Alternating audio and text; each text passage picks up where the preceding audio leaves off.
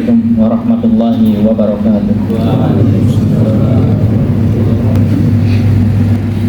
Alhamdulillahilladzi kana bi'ibadihi khabiran basiran. Tabarakal ja'ala fis samaa'i burujan wa ja'ala fiha sirajan wa qamaran munira. Asyhadu an la ilaha illallah wahdahu la syarika lah wa asyhadu anna Muhammadan 'abduhu wa rasuluh alladzi ba'athahu bil haqqi basyiran wa nadhira wa da'iyan ilal haqqi bi idnihi wa sirajan munira. Fa ya ayyuhal muslimun usikum wa nafsi bi taqwallahi wa ta'atihi faqad fazal muttaqun. Fa qala ta'ala fi kitabihil karim a'udzu billahi minasy syaithanir rajim. Bismillahirrahmanirrahim. Ya ayyuhan nasu taqu rabbakum alladzi khalaqakum min nafsin wahidah wa khalaqa minha zawjaha wa batha minhuma rijalan katsiran wa nisaa'a wattaqullaha alladzi tasaaluna bihi wal arham innallaha kana 'alaikum raqiba. Wa qala ta'ala ya ayyuhalladzina amanu taqullaha haqqa tuqatih wa la tamutunna illa wa antum muslimun. Ma'asyiral muslimin, jemaah salat Jumat yang dirahmati Allah Subhanahu wa taala. Pertama-tama marilah kita ucapkan puji serta syukur kita kehadirat Allah Subhanahu wa taala, yang dimana Allah Subhanahu wa taala telah memberikan kepada kita pada hari ini nikmat-nikmatnya yang begitu luas dan banyak. Di antaranya ialah nikmat iman dan Islam, nikmat sehat dan sempat sehingga kita bisa berkumpul di tempat yang kita cintai ini.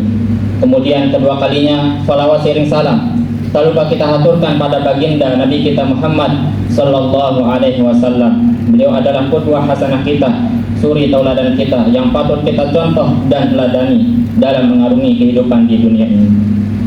Kemudian dari mimbar ini khatib berwasiat kepada diri khatib pribadi dan kepada para jamaah sekalian untuk senantiasa meningkatkan kualitas takwa kita kepada Allah Subhanahu wa taala, karena sejatinya takwa ini adalah sebaik-baik bekal seorang muslim di dunia.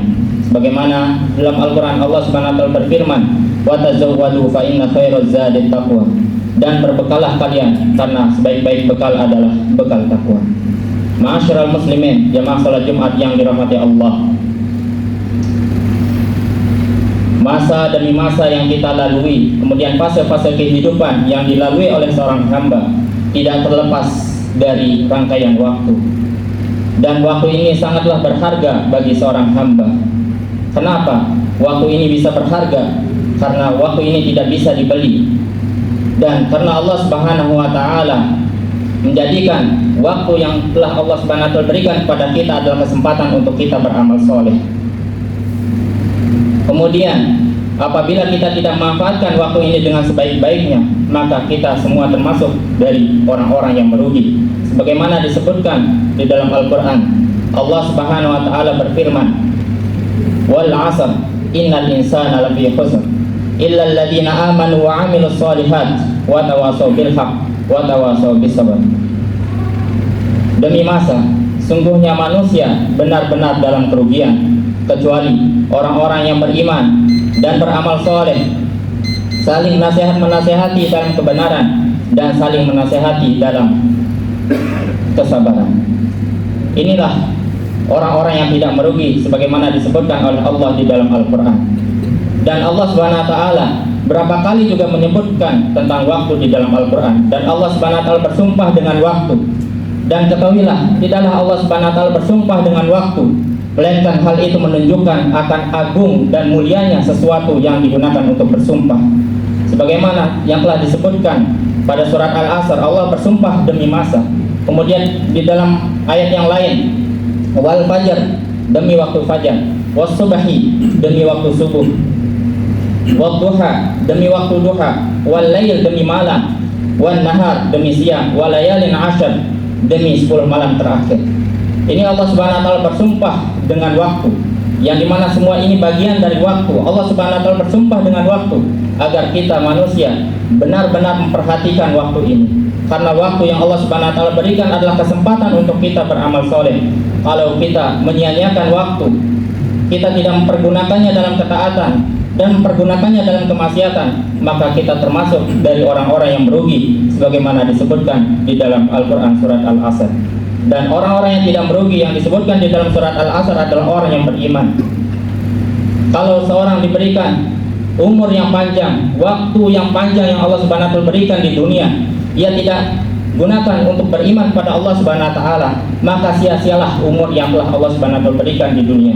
Begitu juga apabila waktu yang telah Allah berikan tidak dia gunakan untuk beramal soleh, maka percuma kehidupan yang Allah Subhanahu wa taala berikan di dunia, karena ia tidak maksimalkan untuk beramal soleh. Begitu juga ia tidak saling nasihat menasihati dalam kebenaran dan juga dalam kesabaran. Sabar dalam menjalani ketaatan pada Allah Subhanahu wa taala, sabar dari maksiat, dan juga sabar dari musibah yang Allah Subhanahu wa taala timpakan kepada seorang hamba. Ma'asyiral muslimin, jamaah salat Jumat yang dirahmati Allah Subhanahu wa taala. Maka agar kita tidak merugi, ada beberapa hal yang perlu kita lakukan. Yang pertama adalah introspeksi diri. Sebagaimana di dalam Al-Qur'an, Allah Subhanahu wa taala berfirman, A'udzu billahi minasyaitonir rajim. Bismillahirrahmanirrahim.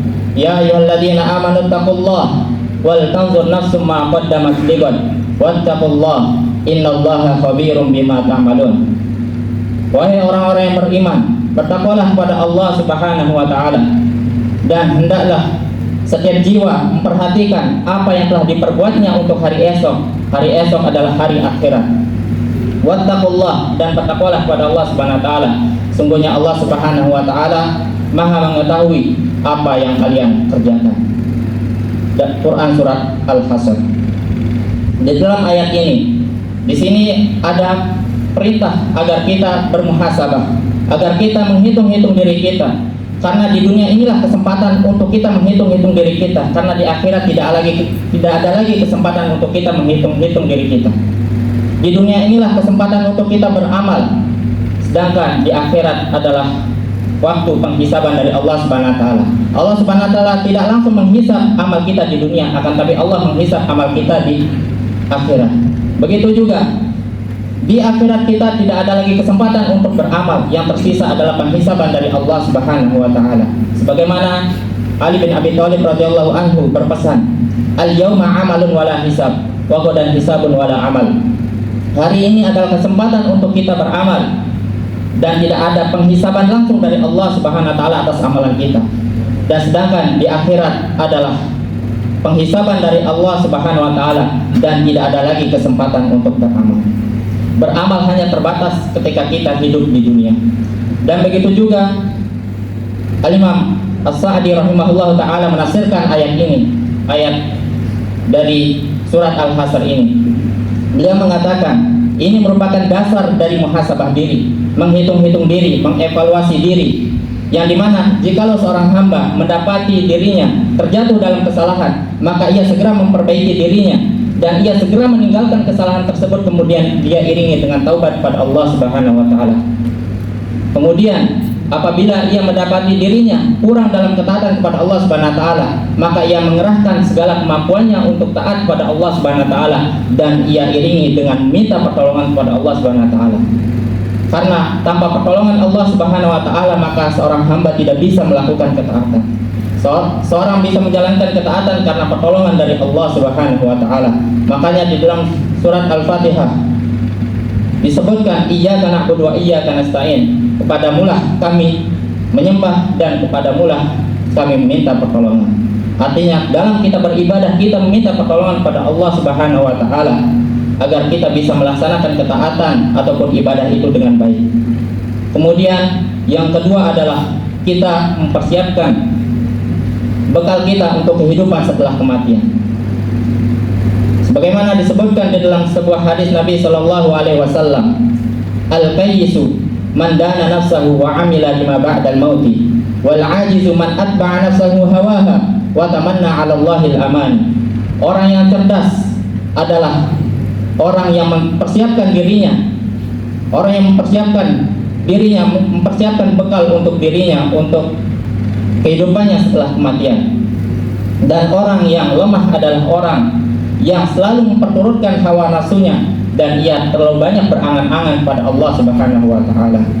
Maka orang yang cerdas yang disebutkan dalam hadis ini adalah orang yang betul-betul mempersiapkan bekal amal solehnya di dunia, yang dimana itu akan dia petik nanti di akhirat. Kalau seorang diberikan waktu yang panjang, ia tidak pergunakan untuk memperbanyak amal soleh, maka ia termasuk orang-orang yang merugi sebagaimana disebutkan dalam surat Al-Asr. Maka dari itu kita perbanyak bekal kita di dunia, karena waktu yang panjang yang Allah Subhanahu wa taala berikan ini adalah kesempatan untuk kita beramal soleh. Kita pergunakan sebaik-baiknya dan jangan sampai kita sia-siakan. Percuma waktu yang panjang kalau kita tidak pergunakan untuk amal soleh, kita tidak pergunakan untuk amal-amal kebajikan, maka di akhirat kita termasuk orang-orang yang merugi. Kemudian yang ketiga, yang perlu kita lakukan agar kita tidak merugi di akhirat nanti adalah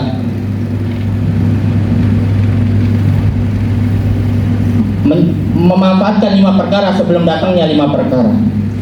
Sebagaimana disebutkan dalam hadis Nabi sallallahu alaihi wasallam, "Ibtanim khamsan qabla khamsin, syababaka qabla haramika, wa sihhataka qabla saqamika, wa ghinaka qabla faqrika, wa faraghaka qabla syughlika, wa hayataka qabla mautika." Manfaatkanlah 5 perkara sebelum datangnya 5 perkara. Kemudian disebutkan dalam hadis ini, "Ibtanim khamsan qabla khamsin, syababaka qabla haramika." Masa mudamu sebelum datang masa tuamu. Wasihhataka qabla saqamika. Masa sehatmu sebelum datang masa sakitmu. Kemudian yang ketiga adalah waghinaka qabla faqrika. Masa mampumu sebelum datang masa fakirmu. Kemudian yang keempat adalah wa faraghaka qabla syughlika. Masa luangmu sebelum datang masa sibukmu. Dan yang terakhir adalah hayataka qabla mautika. Kehidupanmu sebelum datang kematianmu. 5 perkara ini harus kita betul-betul maksimalkan, betul-betul kita manfaatkan dengan baik. Masa muda kita pergunakan dengan sebaik-baiknya sebelum masa tua itu datang. Karena di masa muda tentunya tenaga kita lebih kuat dibandingkan ketika kita menginjak masa tua. Begitu juga seorang mempergunakan masa sehatnya sebelum datang masa sakit. Tentunya ketika kita berada dalam kondisi yang sehat, ini lebih banyak hal yang bisa kita lakukan dibandingkan ketika kita terjatuh dalam suatu penyakit. Begitu juga berikutnya, waktu luang dipergunakan dengan sebaik-baiknya sebelum datang masa sibuk. Dan berikutnya juga, ketika seorang itu mempergunakan masa hidupnya sebelum kematian itu datang menjemputnya. Dan semoga kita semua termasuk orang-orang yang betul-betul mempergunakan waktu kita dengan sebaik-baiknya dan tidak termasuk dari golongan orang-orang yang merugi. Barakallahu li wa lakum fil Qur'anil azim wa nafa'ani wa iyyakum bima fihi minal ayati wa dzikril hakim. Aqulu qawli hadza wa astaghfirullah li wa lakum wa li sa'iril muslimina wal muslimat min kulli dhanbin fastaghfiruh innahu huwal ghafurur rahim.